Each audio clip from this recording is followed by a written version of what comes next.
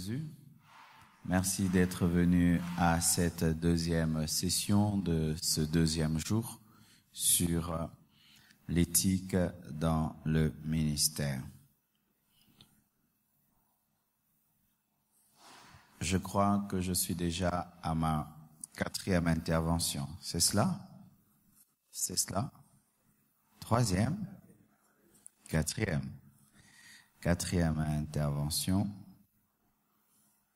Et il y a tellement de choses à dire.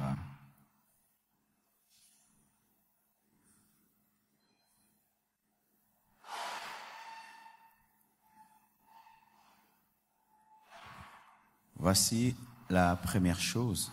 Nous serons directs, car déjà nous savons que l'éthique, c'est comment se conduire dans la maison de Dieu. C'est l'ensemble des choses à faire et à ne pas faire dans le ministère. Voici la première chose pour ce module. Ne prenez pas à la légère les petites choses. Ne prenez pas à la légère les petites choses. Souvent, nous avons tendance à croire que le succès dans le ministère vient des grandes choses.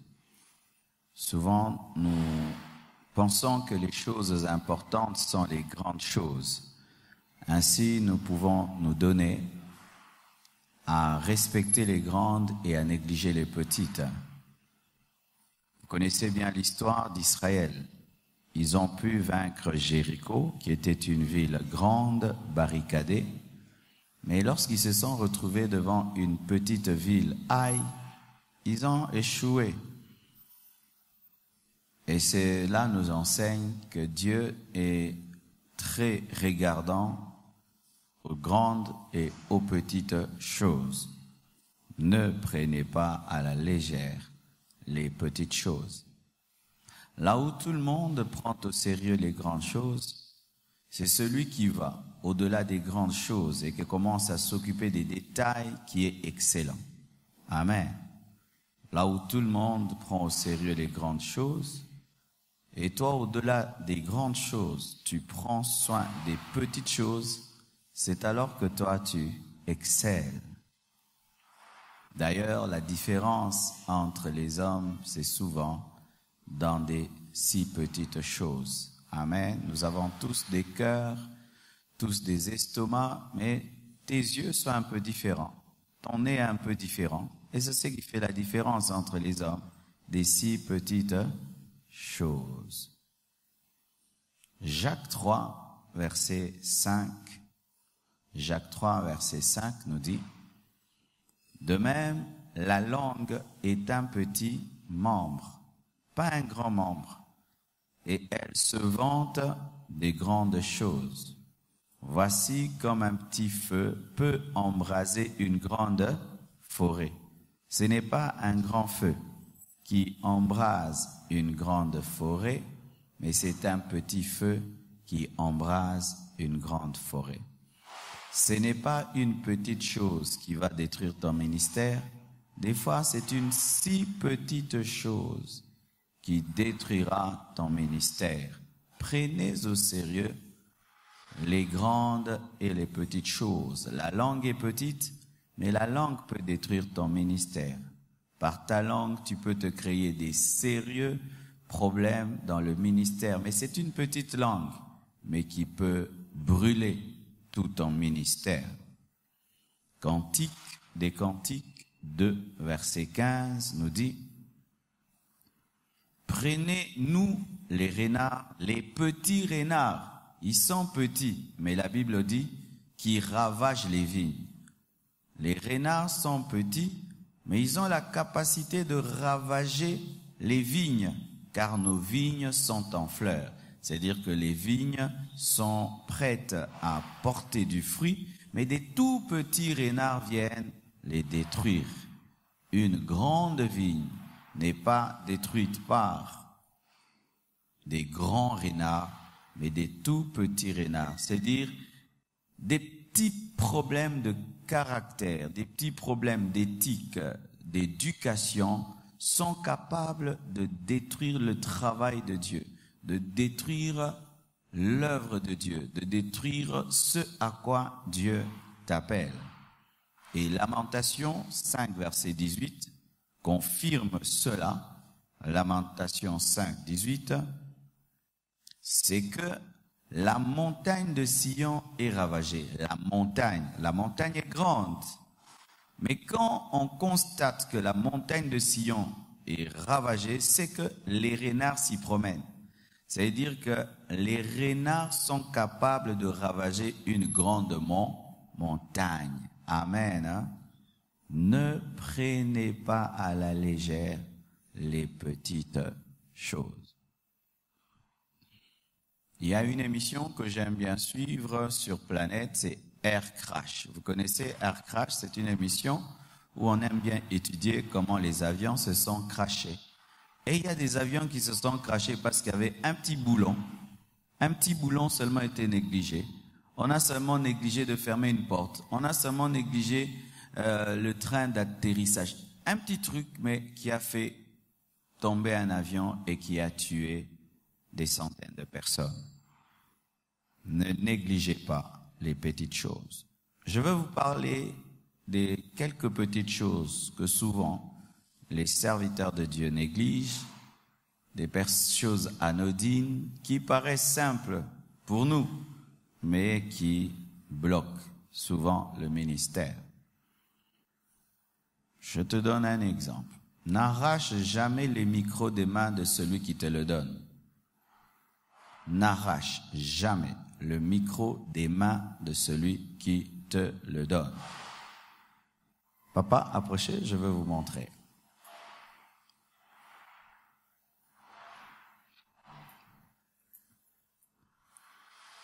Supposons que c'est lui qui m'invite et il veut me donner la chair. Le micro, c'est lui qui l'a. Tant qu'il ne me tend pas le micro, je ne peux pas faire ça. Jamais. J'attends qu'il me le tende. Et quand il me tend, je dois le prendre avec classe. Amen. Je ne peux pas. Il me donne le micro, je fais ça. Et des fois, ce sont des petits contacts dans le ministère où quand tu donnes à quelqu'un, pendant qu'il monte, tu lui donnes le micro, la manière dont il prend révèle s'il est éduqué ou pas éduqué. Et ça en dit long. C'est-à-dire, akaniko tea. Merci beaucoup. N'arrache jamais le micro de la main de quelqu'un. Laisse-le te le tendre jusqu'au bout, jusqu'à ce qu'il te le laisse pour le prendre. Certains le laissent là, sur la chair, et tu viens, tu le prends. D'autres, de main en main, ils te le passent. Mais ne l'arrache jamais et ne le prends jamais brutalement. Dans certains milieux, tu te fermeras la porte. Ce sera ta première et ta dernière prédication. Tout dépend de quel genre d'homme de Dieu tu rencontres. Si c'est un homme de Dieu qui n'a pas de manière et qui n'a pas d'éducation, ce sera rien pour lui. Mais s'il a des manières et il est éduqué, pour lui, ce sera un grand signal que tu as un problème d'éthique. Amen. Une autre chose. Il ne faut pas te lever sans qu'on te le demande. Comment? On t'invite quelque part pour prêcher et on dit nous sommes dans la joie de recevoir la servante Mika. Vous voyez, je commence à parler d'elle. Est-ce que j'ai dit qu'elle se lève? Mais si pendant que je dis nous sommes dans la joie de recevoir la servante de Dieu Mika, elle-même se lève et commence à saluer l'église. Ça montre quoi? Tu as envie de te faire voir, tu as envie de te faire montrer. Quand est-ce que tu peux te lever?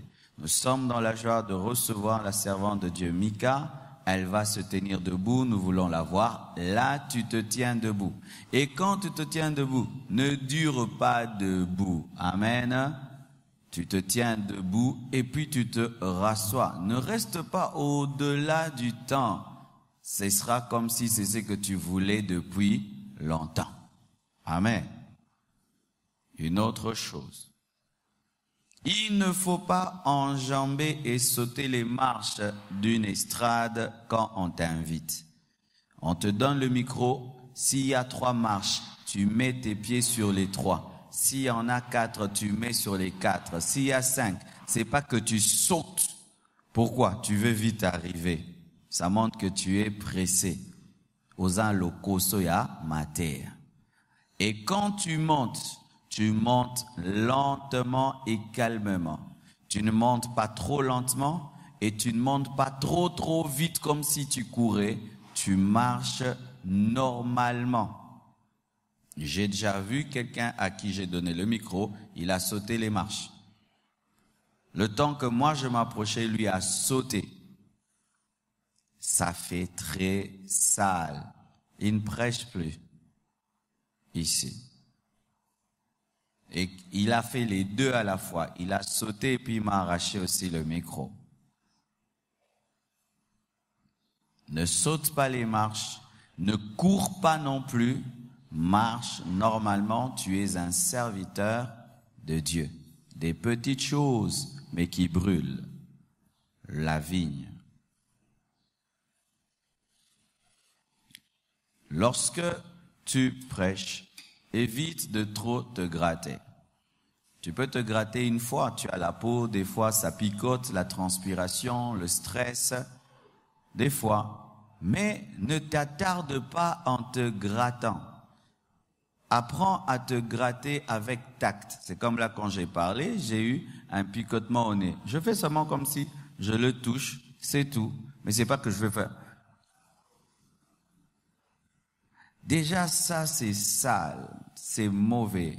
Même si ça te pique grave, prie Dieu, touche seulement avec classe, ça passe. Ne te gratte pas ou tu te grattes longtemps, ça fait mauvais. Amen.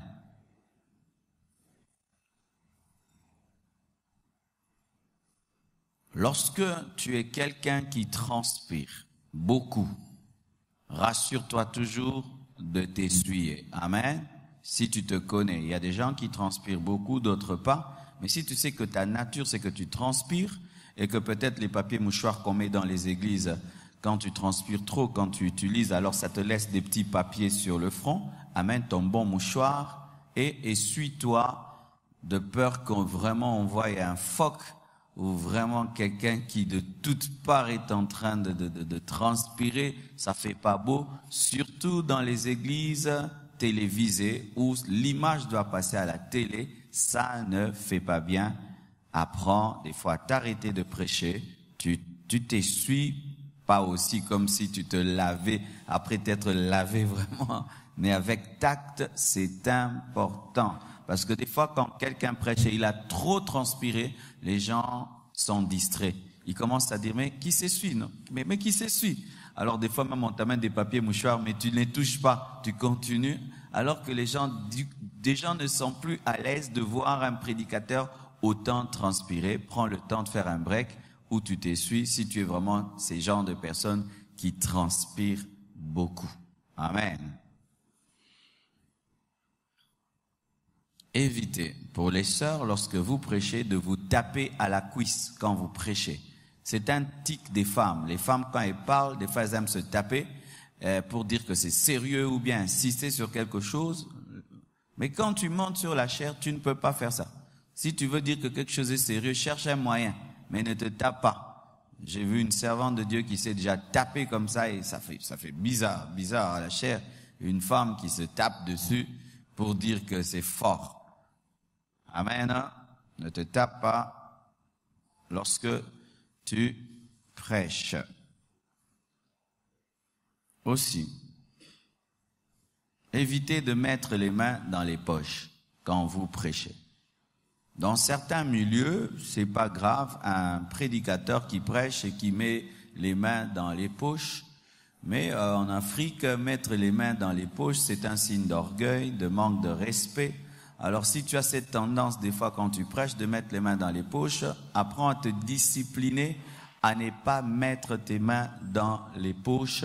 Ça fait pour certaines personnes que tu es suffisant, que tu es imbu de toi, que tu es orgueilleux. Peut-être que tu n'es pas orgueilleux, c'est seulement un tic, mais veille à ne pas mettre tes mains dans les poches pendant que tu prêches. Amen.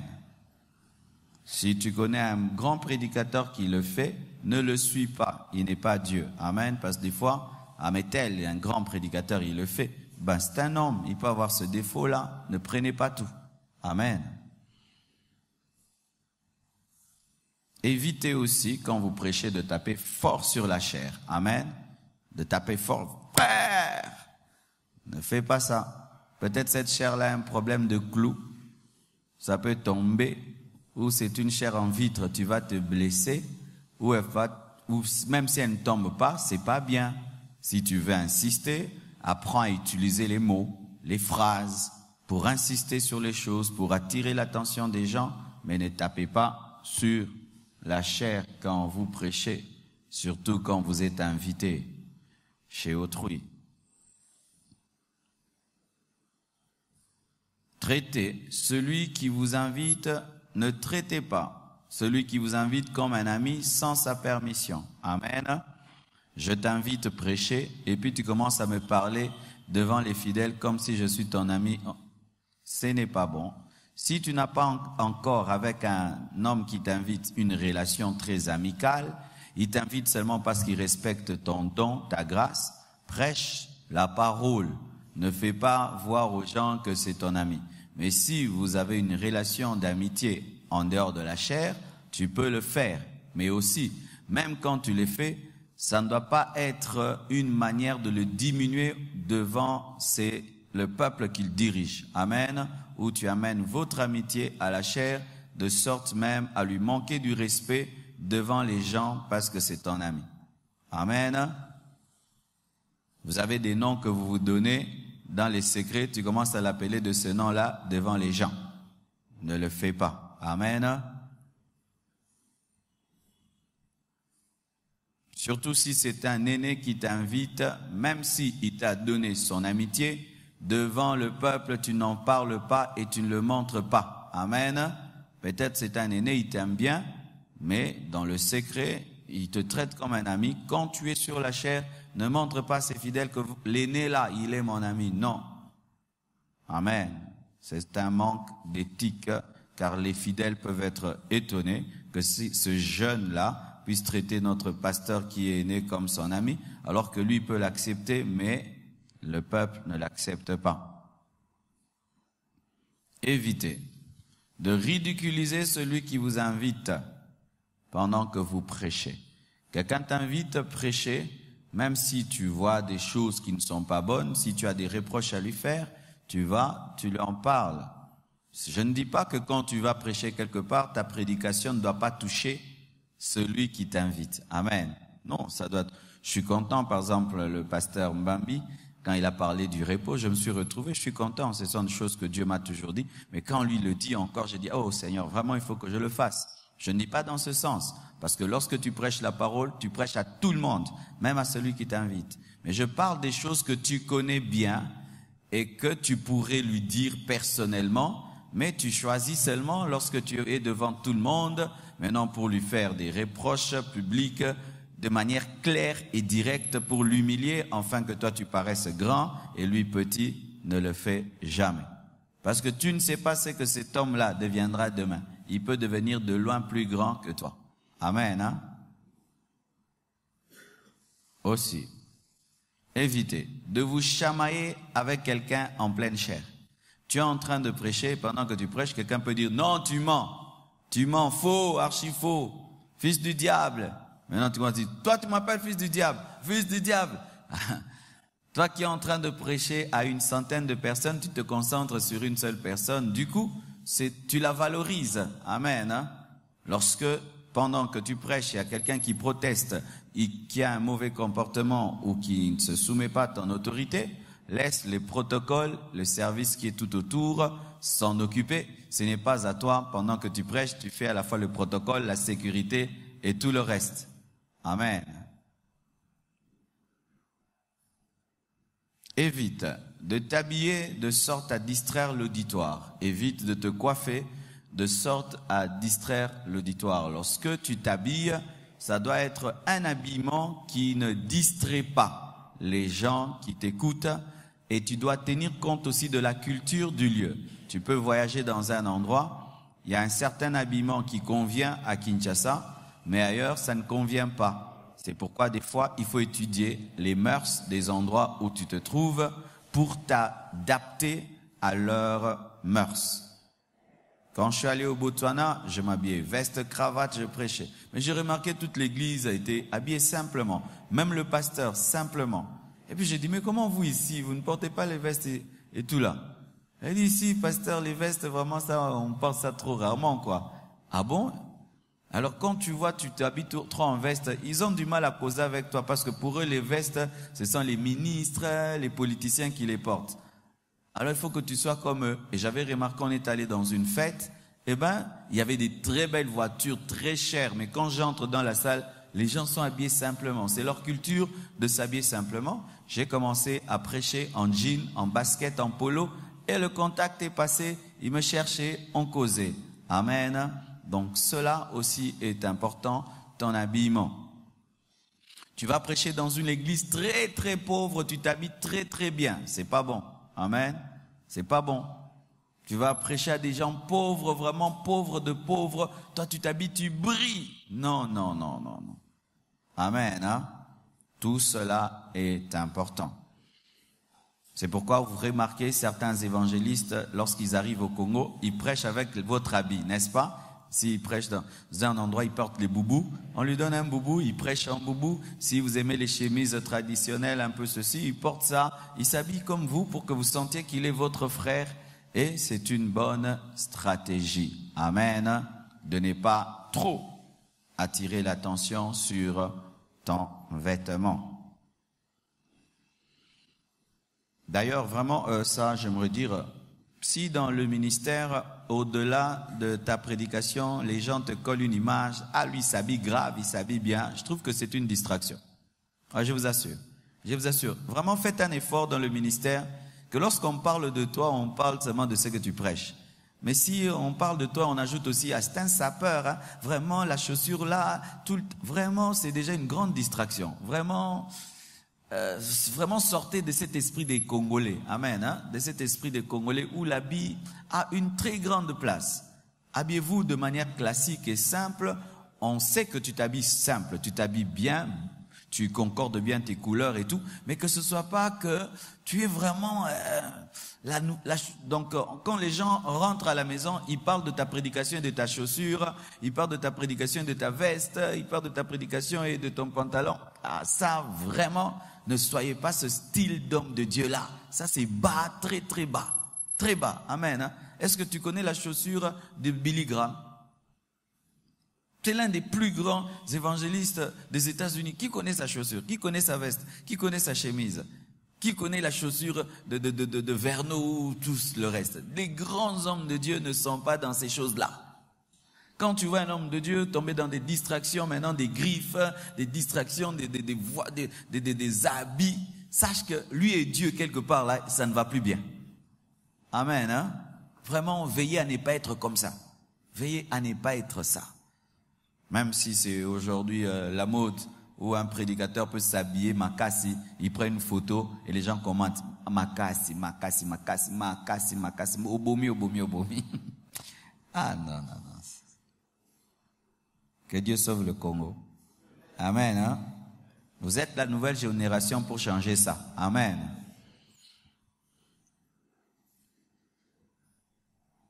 Prenez au sérieux les petites choses. Une autre chose, ne prenez jamais le micro sans remercier la personne qui vous la donne, qui vous le donne. Amen. Hein? On t'invite quelque part, on te donne le micro, du coup, lisons la parole. Tu commences à prêcher, tu prêches, tu finis, tu t'assieds. Non.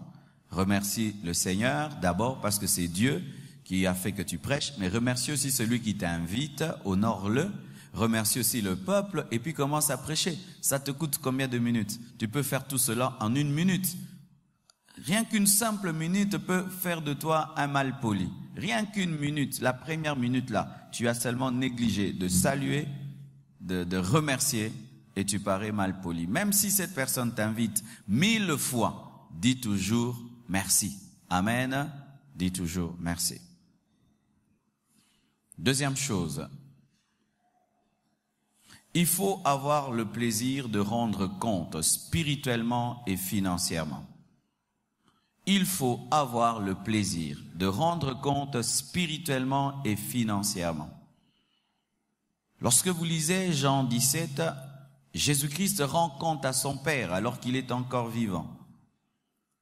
Jean 17, 12, la Bible dit, « Lorsque j'étais avec eux dans le monde, je les gardais en ton nom. J'ai gardé ce que tu m'as donné et aucun d'eux ne s'est perdu, sinon le fils de la perdition, afin que l'écriture fût accomplie. » Jésus rend compte des disciples. Amen. Tu m'as donné 12, j'en ai perdu un, Judas, parce que c'était le fils de la perdition et parce qu'il était écrit à son sujet qu'il allait me trahir. Jésus a rendu compte. Apprenez à rendre compte. Lorsque tu fais un travail, aie l'habitude de donner un rapport.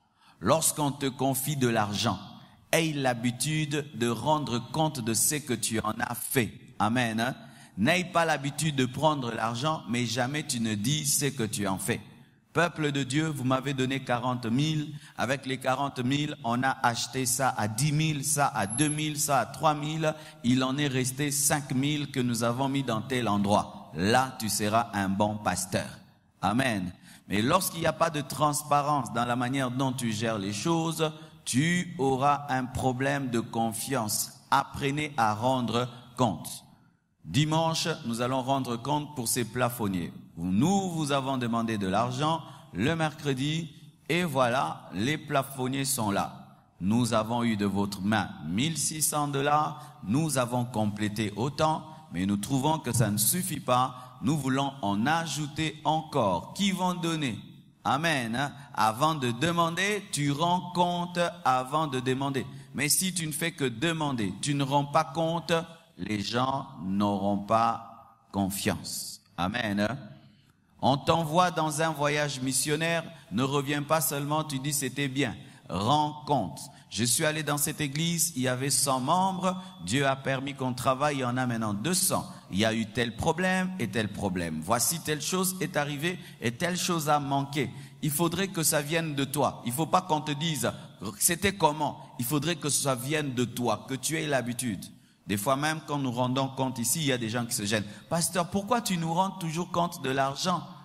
On sait que tu gères bien. Non, c'est ça un homme de Dieu, il doit toujours rendre compte. Même si les gens n'en ont pas besoin, tu dois t'imposer cela. Parce qu'un jour, tu risques de recevoir 1 million, tu ne rends pas compte, tu gères d'une certaine manière et puis tu dis, comme ils ne veulent pas de compte, les 200 là, j'en ai fait autre chose. Il faut rendre compte des petites et des grandes choses. Amen. Troisièmement, il faut accepter le temps de ta formation et de ta préparation avec joie et le maximiser. Accepte le temps de ta formation, le temps de ta préparation sans murmurer. Quand tu murmures pendant ta formation, tu rates la formation. Celui qui murmure pendant sa formation rate sa formation. Et je vous assure, si Dieu te donne la grâce d'être formé, fais-toi former. Une fois que tu vas commencer à exercer le ministère de manière constante, le temps de formation devient difficile et rare. J'aimerais bien, comme me voyez là, aller même dans une école biblique, m'asseoir aussi du matin jusqu'à telle heure. Moi aussi, on m'enseigne. J'ai pas le temps. Et si même j'ose aller, pendant les cours, tu vas commencer à me poser les mains à tes camarades d'école. Tu seras professeur, vice-professeur. Et le professeur peut même être poussé à commencer à te casser devant les autres pour montrer que tu n'es rien. J'ai voulu aller étudier quelque part, on m'a dit ne viens pas. Mais j'aimerais bien. Pendant que tu as la grâce d'être formé, fais-toi former. Et fais-toi former avec joie, sans murmurer, sans te gratter d'impatience. Quand est-ce que mon temps arrivera? Quand est-ce que mon tour arrivera? Fais-le avec joie. Bien-aimé, quand je pense à mon père spirituel, des fois je me dis que je n'ai pas suffisamment profité de lui. Je ne lui ai pas posé suffisamment de questions. Je n'ai pas demandé suffisamment sa prière. Aujourd'hui, je regrette. Je trouve que je n'ai pas suffisamment profité de lui. Parce que, bien aimé, nous ne serons pas toujours là. D'ailleurs, vous êtes en train de le voir. Ce n'est plus comme avant où j'étais là mercredi, vendredi, dimanche. Dimanche. Ce n'est plus comme ça. 6 mois avec vous, 6 mois avec les autres.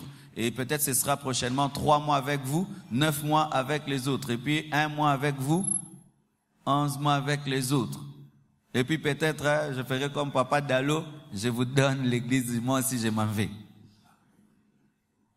Ah oui, lorsque le pasteur Dalo était là tous les jours en train de donner des séminaires à Philadelphie, donner des séminaires. Ah, certains pouvaient dire, je ne viens pas ce mercredi, je viendrai l'autre mercredi. Et puis un jour, après 8 ans, je vous laisse, voici votre nouveau pasteur, vous voici votre nouveau pasteur, moi je m'en vais. Et quand il était là, tu avais le temps de l'écouter, le temps d'aller au bureau et de le chercher, tu ne l'as pas fait. 8 ans, il part, il vous laisse un autre pasteur, boum, mais ça n'a le sauce naïe. Arrête de te plaindre pendant ta formation. Maximise la formation. Maximise la formation. Voici quelque chose qui me touche. Dans Luc 3, verset 23. Jésus avait environ 30 ans lorsqu'il commença son ministère. Dites avec moi 30 ans. 30 ans. Jésus n'était-il pas fils de Dieu à l'âge de 12 ans? N'avait-il pas déjà la sagesse? Il avait la sagesse, de sorte que les hommes sage, intelligent de son temps, était stupéfait de voir un si jeune homme manifester de telles questions. À 12 ans, il était déjà fils de Dieu. 10 ans, 0 mois, fils de Dieu. Preuve, on l'a adoré. Mais il attend 30 ans. 30 ans de formation. 30 ans de formation. 30 ans d'anonymat. 30 ans où il voit les pharisiens enseigner, les scribes enseigner des hérésies, mais il est là. Lui, il connaît la vérité, mais il attend son temps. Il voit des paralytiques marcher devant lui, il ne prie pour personne. Alléluia. J'ai vu des jeunes dans un culte de puissance. On ne lui donne même pas la permission de prier pour les gens comme il a l'onction et commence à imposer les mains. Non, on ne fait jamais ça. Tu ne peux pas aller dans une église, on ne te permet pas de prier pour les gens. Toi maintenant, pendant qu'il y a l'onction, tu commences à toucher maintenant les gens dans une église alors qu'on ne t'a pas donné la permission parce que tu viens d'une retraite. Tu ne peux pas faire ça. Jésus a attendu 30 ans. Moïse, 40 ans. Et comment Dieu nous forme? Dieu te forme au pied d'un homme de Dieu. Amen. La première école biblique, ce n'est pas l'école biblique. C'est venir à l'église et écouter, et écouter, et écouter. C'est t'asseoir. Comme je vous ai dit hier, moi j'ai pas fait l'école biblique. Moi j'ai fait seulement 1 année dans l'école du ministère et puis je me suis ennuyé, je suis parti. Je n'ai pas fait la théologie, non.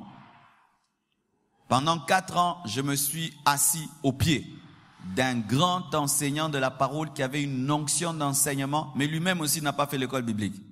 Moi et lui, nous deux. Mais il avait une onction d'enseignement. Donc, quand il prend la Bible, là, il la prêche, c'est comme s'il était là quand on l'écrivait. Je me suis assis à ses pieds pendant 4 ans. Après, il m'a imposé les mains. La puissance de Dieu est entrée en moi. Moi aussi, j'ai commencé à prêcher. Ne néglige pas le fait de t'asseoir au pied d'un homme de Dieu. Ne néglige pas, quand tu viens dimanche, tu écoutes, mercredi, vendredi. Des fois même, tu ne te rends plus compte de ce que tu apprends. Mais quand tu partiras, c'est quand tu vas découvrir que tu avais beaucoup appris. Parce qu'à force d'écouter un homme de Dieu, tu peux croire qu'il se répète, alors qu'il ne se répète pas. C'est toi qui es tellement habitué à l'écouter. La pierre se laisse l'eau couler sur elle. Mais elle peut être carrée au début, mais après des années, elle devient ovale. Quand est-ce que l'eau l'a transformée? N'est-ce pas que les pierres qui sont à côté de l'eau deviennent ovales? Quand est-ce qu'on les taille? C'est cette eau qui coule. Cette eau qui coule. Des fois même, on appelle ça les chrysalides, quelque chose comme ça. Une goutte qui tombe tout le temps. Qui tombe tout le temps sur une pierre. Laissez-la le temps. Elle va trouver la pierre. Amen. Hein? Elle va trouver la pierre. La goutte là seulement. Laissez-la tomber année après année. Elle trouvera la pierre. Expose-toi avec amour, humilité et joie à un ministère. Il finira par t'influencer et t'affecter. Amen. Hein? Dieu te forme au pied de ton pasteur. C'est ça ta première école biblique. C'est ta première école théologique. Si tu ne respectes pas celle-là, et tu vas faire des théologies et des écoles bibliques, mais à cette école-là tu échoues, qui va confirmer ton appel? Il y a des gens, ils sont rebelles à leur pasteur qui leur enseigne, mais là-bas il fait des théologies, il fait des écoles, ceci, cela. Ben, va prêcher aussi à l'école théologique, que l'école théologique aussi t'impose les mains, te confirme et t'envoie. Des erreurs que vous commettez des fois, d'être soumis dans des écoles, dans des formations, mais quand il s'agit d'écouter ton pasteur, tu le fais avec négligence, comme si c'est ton prof de théologie qui va t'envoyer en mission. Amen. Il faut accepter le temps de ta formation et de préparation avec joie et le maximiser au pied d'un homme de Dieu, à l'école du ministère. Et je vous invite, nous avons une école du ministère ici, chaque lundi, de 18h à 20h. Venez vous inscrire, vous allez à l'administration, vous posez des questions. Nous avons une école du ministère qui fonctionne que le lundi de 18h à 20h. Et ta formation à l'école biblique. Lorsque tu as l'appel de Dieu, profites-en pour être formé. Parce qu'après l'appel, c'est la formation. Si tu rates la formation, même si tu as l'appel, une fois que tu entres sur terrain, c'est difficile de rechercher la formation. Ça devient difficile. Tu dois vraiment créer le temps. Quand tu reçois l'appel de Dieu, ne te précipite pas à aller. Assis-toi d'abord au banc. Écoute. Si tu as le temps, va faire l'école du ministère ou va faire l'école biblique. Ou si tu as le temps, va faire la bonne théologie. Parce qu'il y a la mauvaise théologie qui te rend incrédule et rationnel, mais la bonne théologie qui ne détruit pas les Écritures et qui ne détruit pas ta foi. Prends le temps de manger. Amen. Hein? Prends le temps de manger parce que la route est longue. Ouais, quand tu es là, tu écoutes, c'est moi qui prêche. Je dois trouver des nouvelles prédications. Toi, tu t'assieds pour dire c'est pas bien, c'était pas bien, c'était ouais, c'était pas bien. C'est facile. Mais quand on te donne un peuple, maintenant c'est toi qui dois les nourrir. Parle-leur. Mercredi, vendredi, dimanche, mercredi, vendredi, une année, 2 ans, 20 ans, 30 ans. Et qu'ils t'écoutent aussi, qu'ils disent que c'est bien. Qu'est-ce que tu vas leur dire? Tu leur diras seulement que c'est que tu as entendu. Si tu n'as pas entendu, tu ne diras rien. Alors quand tu as la grâce de t'asseoir, l'autre parle. Écoute bien. N'écoute pas comme si tu ne veux pas écouter. Parce que le jour où, maintenant, tu auras un peuple que tu dois nourrir, tu te rendras compte que tu étais distrait pendant que tu écoutais. C'est ainsi que les derniers de la classe étaient étonnés que devant sa feuille, il n'a rien à y mettre. Alors qu'il écoutait aussi le professeur. Mais il voit son ami là, il écrit. Toi, tu écris quoi? Mais j'écris ce que le professeur disait. Mais moi, je n'ai rien entendu. Tu étais là, mais tu n'étais pas là. Maintenant, tu auras 0. Les bons prédicateurs sont les gens qui écoutent bien. Un homme qui sait écouter prêchera bien. Mais celui qui aime parler, alors que c'est le temps d'écouter, prêchera mal. Il dirigera mal. Appréciez d'écouter. Aimez écouter. Trouvez que c'est un plaisir. Dieu te forme au travers d'un homme de Dieu. Il te forme au travers d'une école du ministère. Il te forme au travers d'une école biblique ou théologique. La bonne théologie, je précise. Il te forme aussi dans l'école de l'anonymat. De l'anonymat. Dieu ne prend jamais quelqu'un comme ça. Du coup, tu n'étais pas dans l'anonymat, tu parais directement, tu n'as jamais connu un temps d'anonymat. Non, parce que le vrai travail de Dieu a lieu dans l'anonymat.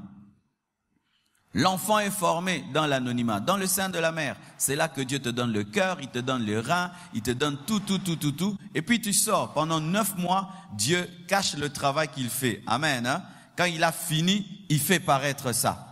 Alors si l'enfant n'aime pas le temps où il est formé dans le sein de la mère, quand il sort, c'est un infirme. Amen. Hein? Il sort infirme parce que Dieu n'a pas fini. Aimez le temps de l'anonymat où tu connais des choses. Tu as le potentiel, mais tu n'es pas connu. On ne te donne pas un travail à faire, on te donne rien à dire, rien. Tu es assis, mais tu sais que j'ai des choses. Aime ça. C'est l'école de l'humilité et du brisement où tu as, mais tu ne te manifestes pas. comme Jésus pendant 30 ans. Il est fils de Dieu, il ne fait pas de miracles, il ne prêche pas, il n'enseigne pas jusqu'au temps de Dieu. Amen. Hein? Aimez le temps de l'anonymat où tu es quelconque dans la foule. Tu es n'importe qui dans la foule de Jean-Baptiste. Jusqu'à ce qu'ils disent, c'est lui-là. Amen. Et ne forcez pas de sortir de l'anonymat. C'est mon temps de me paraître maintenant, c'est mon temps. C'est mon temps dans ce bima. Au bima. L'élévation ne vient ni de l'Orient ni de l'Occident. C'est Dieu qui élève. Ne te pousse pas. L'auto-élévation est difficile parce que ta main ne peut pas te porter toi-même. Il faut que quelqu'un d'autre te porte. Je veux m'élever maintenant, je deviens moi-même la chaise. Imaginez, je refuse cette chaise. Laisse Dieu t'élever, c'est lui qui va te porter. S'il ne t'élève pas, il ne va pas te porter. Ne vous élevez pas vous-même. Ne décidez pas vous-même quand est-ce que vous allez sortir de l'anonymat. Maintenant, Nabimi. Pourquoi Nabima? Âge Poussani. Ce n'est pas l'âge qui détermine le temps de l'élévation. C'est lorsque Dieu a fini de te former, il trouve maintenant qu'il peut te présenter. Amen, hein? Aimez cela. Voici encore, quatrièmement. Il ne faut pas arrêter d'apprendre de Dieu même si Dieu t'a exposé. Il ne faut pas arrêter d'apprendre de Dieu et des autres même si Dieu t'a exposé. Alléluia. Vous voyez comment je prêche là, tu es en train d'écrire. Est-ce que tu continueras à écrire quand tu seras bishop? Là, je prêche, tu écris. Lorsque maintenant tu auras une grande église, tu écriras toujours.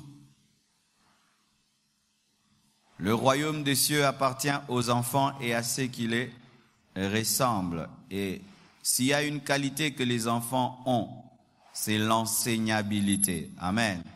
Luc 18, verset 16 dit. Et Jésus les appela et dit, laissez venir à moi les petits enfants et ne les empêchez pas. Car le royaume de Dieu est pour eux et pour ceux qui les ressemblent. Et pour ceux qui les ressemblent. Il faut rester un enfant même si tu es devenu grand. Il faut rester un enfant même si tu es devenu grand. Parce que tu ne connais pas tout. Tu apprendras toujours de quelqu'un. Même d'un bébé spirituel. Même un fou peut t'exhorter. Amen. N'atteins jamais le niveau où tu n'apprends plus. Où tu connais tellement que tu n'as besoin de rien, d'écouter personne. Ou quand quelqu'un prêche, déjà là, tu n'es même pas là, quoi, Frère, c'est ta mort. Gardez un esprit d'enseignabilité. Et d'ailleurs, dans le ministère, les fils commencent à se rébeller lorsqu'ils trouvent plus important d'écouter leur père. Lorsqu'un fils spirituel ne trouve plus l'importance d'écouter son pasteur, il y a déjà la sémence de la rébellion qui a commencé. La rébellion commence lorsque tu trouves que tu n'as plus à recevoir. Donc tu es devenu grand. Tu n'es plus un enfant. Faites très attention. Gardez toujours l'enseignabilité. Restez des enfants. Que tu aies fait des années et des années dans le ministère, la Bible te révélera toujours quelque chose. C'est pourquoi même quelqu'un, s'il a fait 70 ans dans le ministère, il continue à lire la Bible. Pourquoi? Parce qu'il n'a pas fini. Même le grand Paul dit que nous connaissons en partie. Nous enseignons en partie. Nous prophétisons en partie. En partie. Même si tu es le grand prédicateur, c'est archi faux. Tu prêches en partie, tu connais en partie. Restez enseignable, même quand Dieu va vous élever, quand Dieu va vous présenter, quand vous commencerez à enseigner les autres, à prêcher les autres, gardez un esprit des enfants. Luc 10, verset 21, la Bible dit, en ce moment même, Jésus tressaillit de joie par le Saint-Esprit et il dit, je te loue Père, Seigneur du ciel et de la terre, de ce que tu as caché ces choses aux sages et aux intelligents. Dieu cache ces choses aux sages et aux intelligents, mais de ce que tu les as révélées aux enfants. Si tu es sage et intelligent, Dieu ne te révélera plus rien. Mais si tu es un enfant, Dieu va te les révéler. Et quand Jésus-Christ parle des enfants, c'était pas des enfants, il parlait de qui? De ses apôtres qui étaient des adultes. Amen, hein? Il appelait enfant Pierre, Tata Pierre, il appelait enfant. Mais nous, qu'est-ce qui arrive? Si tu commences à enseigner, tu prêches, tu es reconnu, accepté, du coup, tu deviens sage et intelligent. Et quand pour Dieu, tu es devenu sage et intelligent, il ne te révèle plus, parce que Dieu ne révèle les choses qu'aux enfants. Si tu veux que Dieu te révèle des choses, reste un enfant. Tu ouvriras la Bible, tu comprendras. Quelqu'un prêchera, tu recevras. Mais quand tu atteins le niveau, je sais, je connais, tu ne recevras plus. Et qu'est-ce qui va se faire? Après des années, les enfants deviendront sages plus que toi et plus intelligents que toi. Pourquoi? Parce que eux reçoivent. Dieu ne révèle ces choses qu'aux enfants. Si tu es sage, intelligent, sois humble et tu recevras. Si tu deviens grand à tes propres yeux, tu ne recevras pas. Et c'est une manière d'ailleurs que l'ennemi détruit les serviteurs de Dieu en te disant, tu es grand, tu es arrivé, qui peut t'enseigner encore, qui peut te former? Et des gens qui se plaisent à dire, Ngandi mamutute, Ngandi mamutute, et ils trouvent que c'est un plaisir, Ngandi mamutute, ngaba enseignant, moi j'écoute Dieu face à face. Orgueil. Amen. Il faut éviter de transformer le temps de communiquer, d'adoration, de modération, de prière de clôture en prédication et en enseignement. Ça, c'est un grand secret que je vous donne si tu travailles sous un leader. Amen. Vous voyez, je suis là. Je ne peux pas dire que je connais toutes vos grâces. Mais je te dis, mon frère, tu vas clôturer la prière. Toi, maintenant, tu en profites pour donner ta prédication là que tu as eue la nuit. Je suis un prédicateur, ça fait des années. Je sais ce que tu fais parce que moi-même, je l'ai déjà fait. On n'apprend pas à un vieux singe à faire des grimaces. Donc, c'est les Loganana, c'est en 1980. Voici un secret que je te donne dans le ministère. Si tu travailles au pied d'un homme de Dieu et tu veux que Dieu t'élève à ses pieds, ne fais que ce qui t'a été demandé. Ce qu'on ne te demande pas, ne fais pas. Avant de faire, demande. Ne profite jamais d'une chose pour faire une autre chose qu'on ne t'a pas dit de faire. Amen. Hein? Tu viens chez moi à la maison, je te permets d'aller dans mon bureau. Mais pendant que tu vas dans mon bureau, tu en profites pour entrer dans les chambres. Tu as bien fait? Tu n'as pas bien fait. Il fallait seulement aller dans les bureaux. Et si je voulais t'envoyer dans les chambres, je te dirais va aussi dans les chambres. Beaucoup de gens se ferment les portes comme ça. Il y a des églises, quand on te reçoit comme missionnaire, quand vous allez commencer à faire beaucoup de voyages missionnaires, la première chose qu'on fait, on te donne le micro pour clôturer le culte. C'est le test. Nous avons un missionnaire au milieu de nous, il va clôturer le culte. On te donne le micro. Et là maintenant, voici.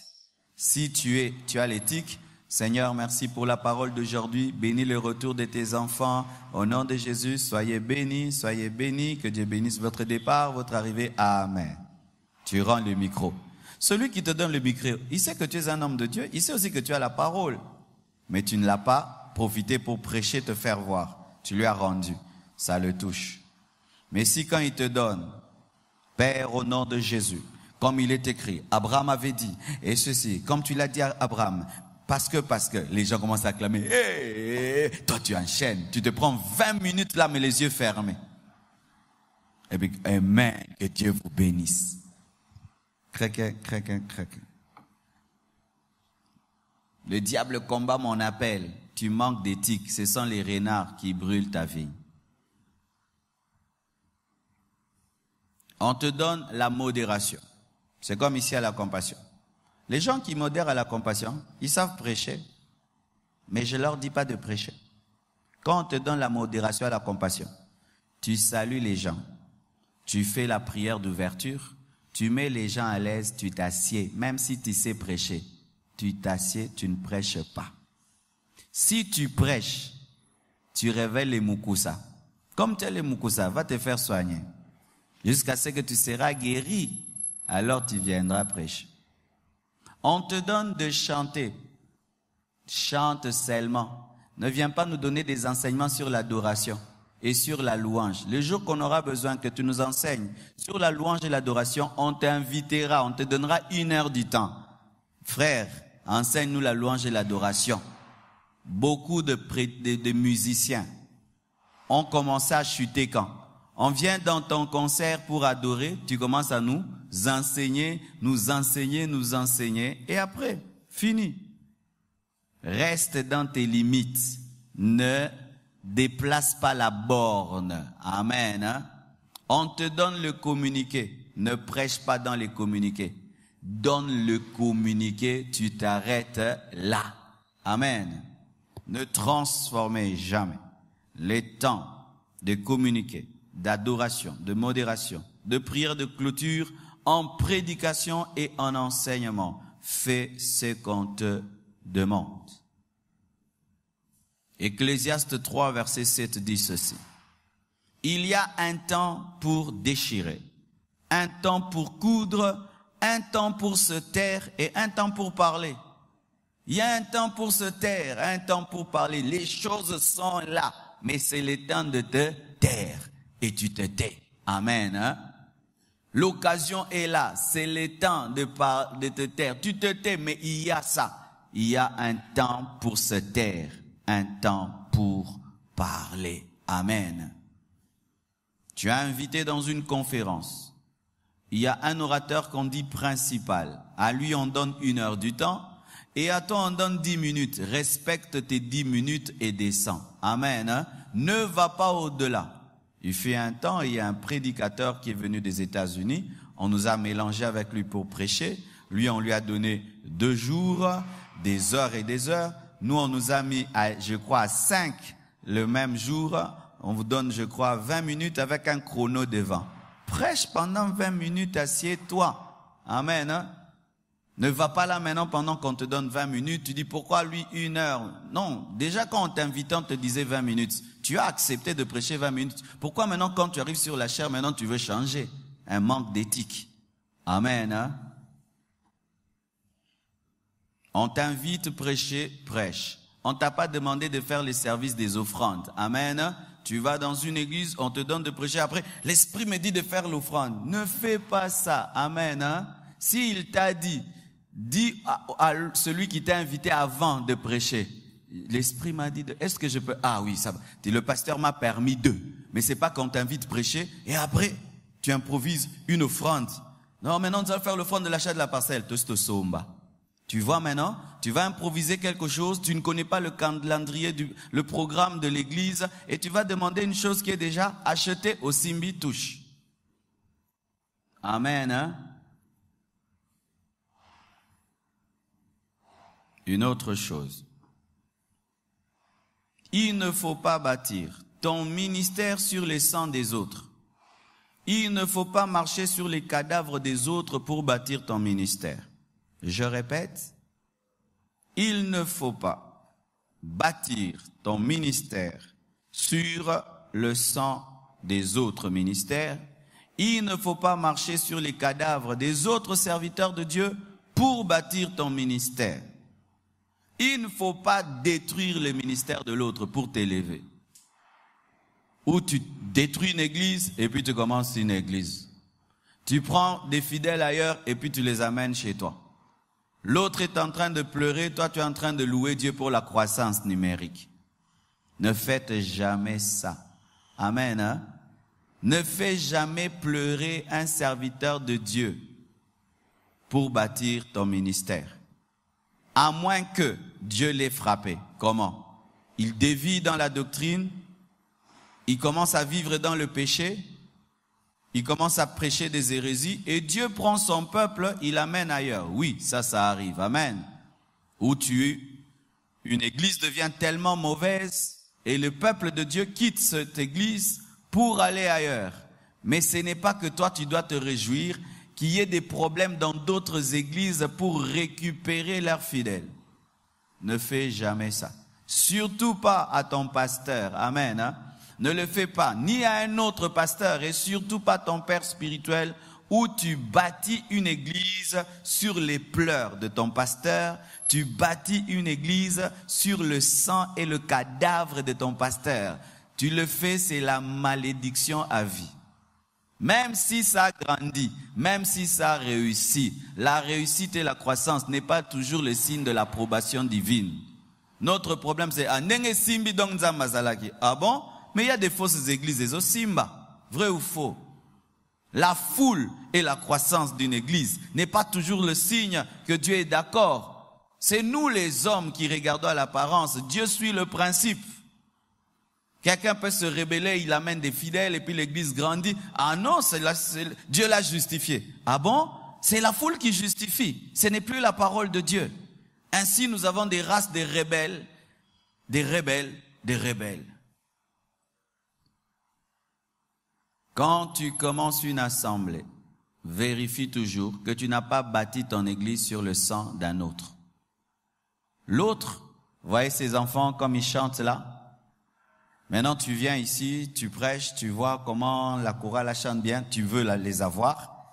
Et puis tu vas leur demander, vous là-bas la compassion vous paye combien? Ah nous vraiment c'est mal les transports. Moi je vais vous donner 1000. Tu les prends, tu les amènes. Ah, nous avons une formidable chorale. C'est ce qui se passe aujourd'hui. Toi, là-bas, on te donne combien?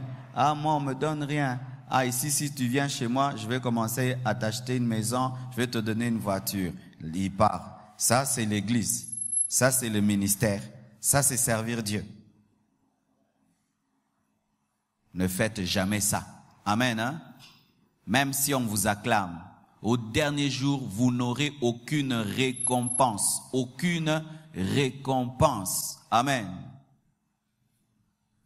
Si dans cette église, il y a quelqu'un qui est venu de notre église, d'ailleurs vous et moi, vous savez que tu es venu seul, n'est-ce pas? Jamais je suis allé te dire, non, quitte ton pasteur et tout. Toi-même, tu as vu que cette église-là n'est pas bonne et tout, et tu es venu. Mais je ne peux pas avoir comme politique déstabiliser une église pour remplir l'église compassion. Dieu ne récompense pas ça. Dieu ne récompense pas. Que les gens qui viennent dans ton ministère, toi et eux, tu sais que je n'ai pas utilisé la politique. Lui sait, toi aussi tu sais. Amen. Mais si tu sais qu'en secret, tu as cassé le leadership d'un serviteur de Dieu, tu as rébellé un fils pour qu'il quitte son père et te suive, c'est la malédiction. Ne faites pas ça. Et vous savez pourquoi nous faisons ça? La facilité. Refusez de commencer à zéro. Refusez de travailler à zéro, de former à zéro, de souffrir au début. On veut commencer du coup, il y a tout. Il y a tout. Et comme tu veux tout, alors comme il n'y a pas un bébé qui naît déjà en marchant, tu vas aller prendre l'enfant de l'autre qui marche. Si dans ton ministère, il y aura des gens qui viennent d'autres églises, que ce soit eux-mêmes qui sont venus, mais ça ne doit pas être ton système et ta politique de travail. Amen. Hein? Et dans la Bible, il y a un exemple. Naboth, 1 Roi 21, versets 18 à 23. Nous allons sauter le verset 20 et 21. 1 Roi 21, 18. Lève-toi. Descends au-devant d'Akab, roi d'Israël, à Samarie. Le voilà dans la vigne de Naboth, la vigne de Naboth. Akab, le roi, se retrouve dans la vigne de quelqu'un d'autre, où il est descendu pour en prendre possession. Tu lui diras, ainsi parle l'Éternel, n'es-tu pas un assassin et un voleur? Et tu lui diras, ainsi parle l'Éternel, au lieu même où les chiens ont léché le sang de Naboth, les chiens lécheront aussi ton propre sang. L'Éternel parla aussi à Jézabel et il dit, les chiens mangeront Jézabel près du rempart de Jezreel. Qu'est-ce qui est arrivé? Le roi Akab désire la vigne du pauvre Naboth. Il lui propose même une autre vigne. Naboth refuse, il dit non, ça c'est l'héritage de ma famille, je ne peux pas te donner. Ce n'est que normal, toi tu es le roi.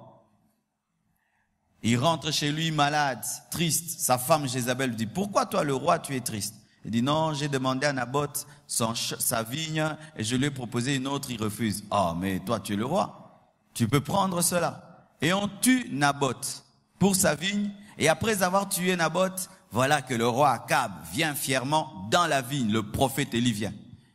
Il dit, toi tu es un assassin, tu vas mourir et ta femme aussi mourra. Et les deux sont morts parce qu'ils ont pris la vigne d'autrui. La vigne, c'est aussi le ministère.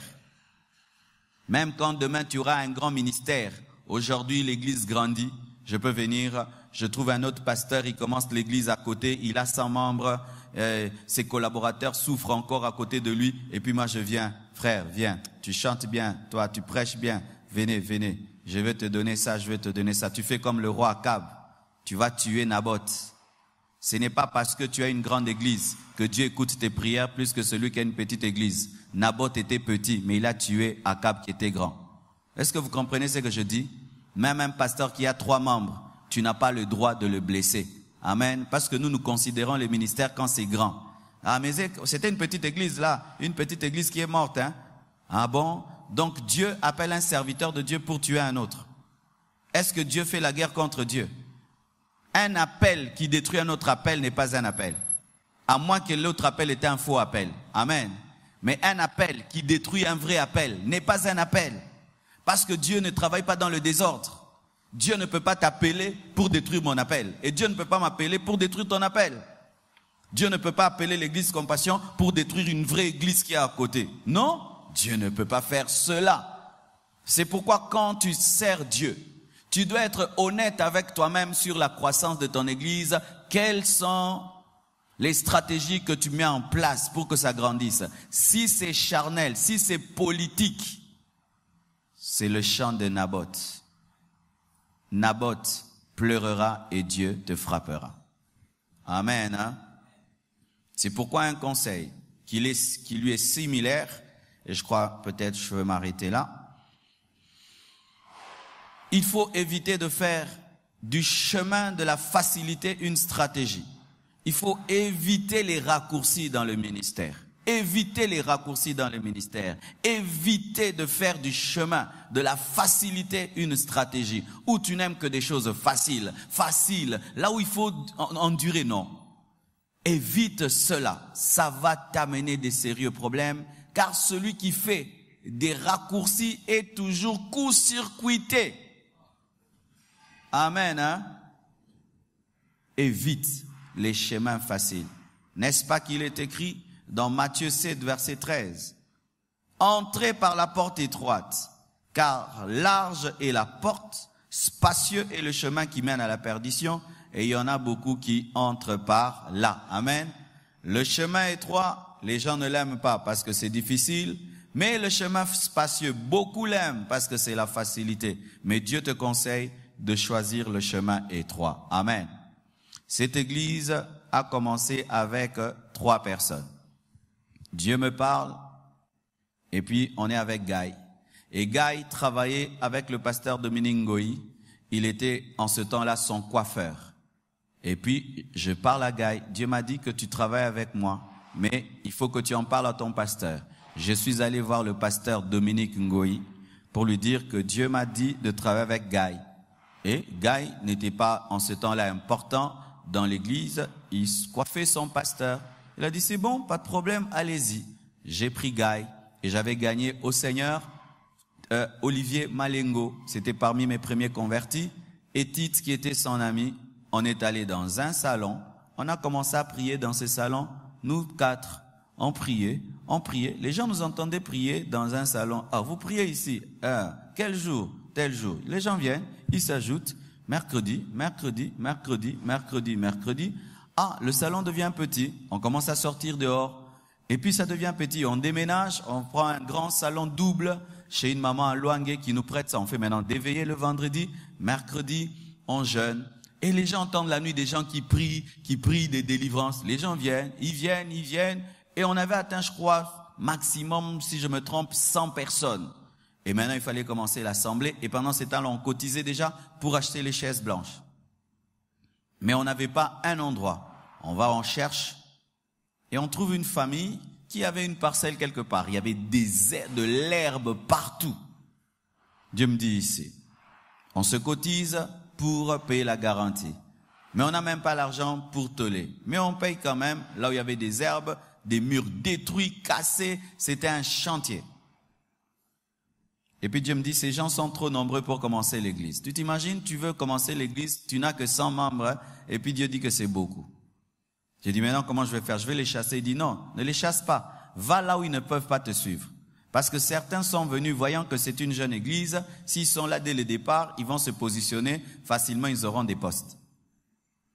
amène-les sur le chemin du sacrifice, ils vont fuir. Alors je les ai amenés dans un jeûne de 7 jours avec 1 litre de jus. Cointant. Ils ont fui, on était restés, je crois, à 30 personnes. Avec les 30 personnes, on a fait le jeûne de 7 jours. Après, on a commencé. Comment? On a commencé un mercredi. On a déblayé, on a enlevé la terre, la pelouse. On a pris un tapis comme ça, de couleur blanche en plus sur la terre. C'était maman qui m'avait offert mon premier tapis. Et puis on a pris une planche, on a coupé comme ça. Et puis on a fait tan, pam. On a mis les vernis. On a mis là. Alléluia, amen. On a commencé. Et les gens entendaient, il n'y avait pas de micro, il n'y avait pas de baffle, rien du tout. J'ai prêché comme ça. Je ne sais même plus quelle était ma première prédication. Et j'ai prêché. Le vendredi, venez encore. Le vendredi, je venais là, j'avais peur que s'ils partaient, ils ne reviennent plus. Quand je disais Amen, que Dieu vous bénisse, je dis, quel est bel ansam, est-ce que vous sont? Et puis le vendredi, qu'elle revenait, je dis, Bousongi. Donc, ma comme qui est touché Kibino. Et il revenait vendredi. Et puis directement dimanche, on a commencé. Et le dimanche, quel soleil. Quel soleil. Comme petit à petit, jusqu'à ce qu'on est devenu comme ça. Nous sommes venus à Limité, on n'a dérangé aucune église dans les environs. On a travaillé. Je suis pas allé prêcher dans telle église à côté là, et puis j'ai dit aux fidèles, quittez là-bas, venez ici. Non, on a travaillé, le travail a crié, les gens sont venus. Servez Dieu comme ça. Tu n'as pas besoin de tuer quelqu'un, de détruire quelqu'un, de couper une église en morceaux pour que ton ministère avance. Tu n'en as pas besoin. Tu n'en as pas besoin. Il y a tellement d'âmes. Le problème, c'est quoi? C'est que nous nous concentrons trop sur les personnes que nous voyons comme si c'était les seules personnes que Dieu a créées. Ça, c'est ce que Dieu m'avait enseigné. Qu'est-ce qui s'était passé? Mon père spirituel avait une grâce, il forme les serviteurs de Dieu. Et vous imaginez, dans notre église, on pouvait être 50 prédicateurs. Tu t'imagines 50 prédicateurs. Maintenant, pour que tu prêches, tu peux faire même 2 ans. Alors, lorsque le Seigneur m'avait dit de commencer l'église Compassion, j'étais attaché, tellement attaché à notre église. Et puis un jour, Dieu m'a dit, ouvre les yeux, compte, ils sont à combien?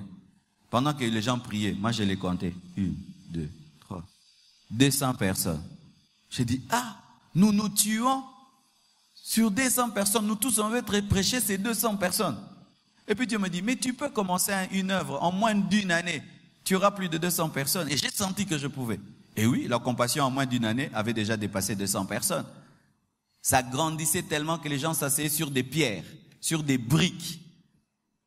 Au point même, on allait même demander des chaises, des avions crachés d'Air Zahir pour mettre les gens.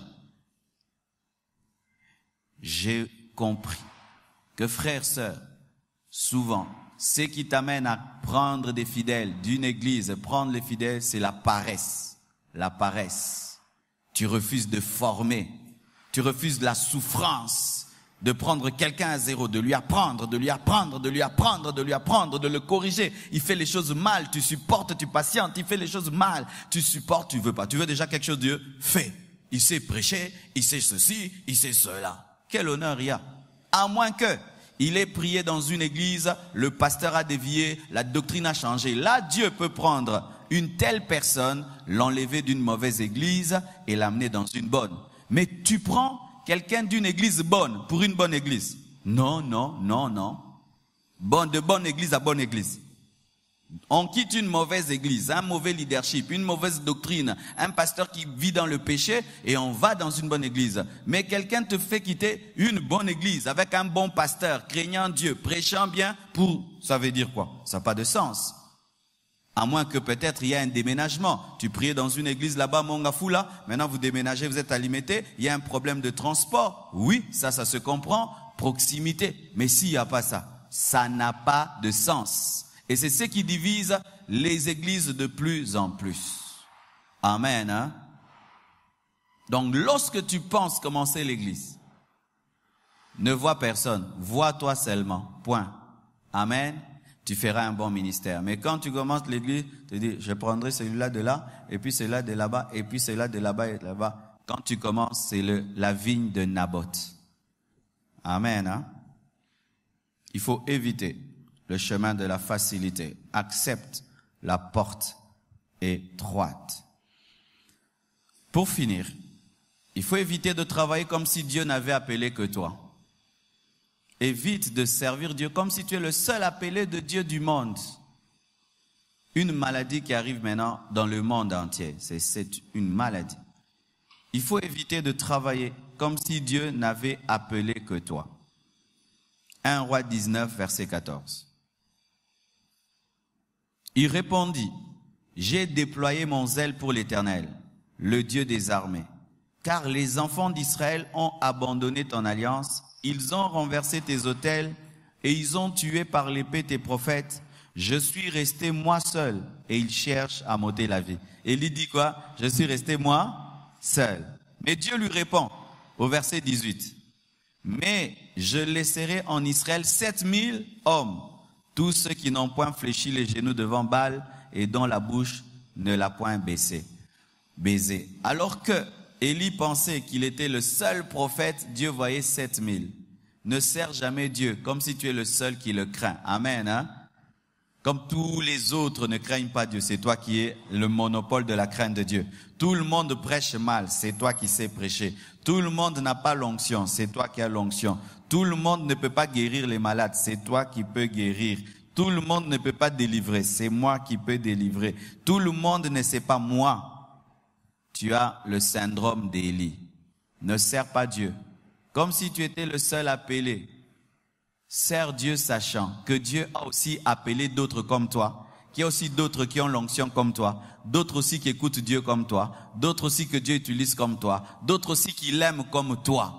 Quand tu penses que tu es le seul à craindre Dieu, tu vas commencer à casser tout le monde. Quand tu penses que tu es le seul à être utilisé par Dieu, quand Dieu utilise l'autre, tu dis c'est la magie. Quand Dieu t'utilise toi, c'est pas la magie. S'il utilise l'autre, c'est la magie. Si l'autre dit Dieu m'a dit, c'est faux. Si toi tu dis Dieu m'a dit, c'est vrai. Il n'y a pas que toi sur cette terre. Il n'y a pas que toi que Dieu a appelé.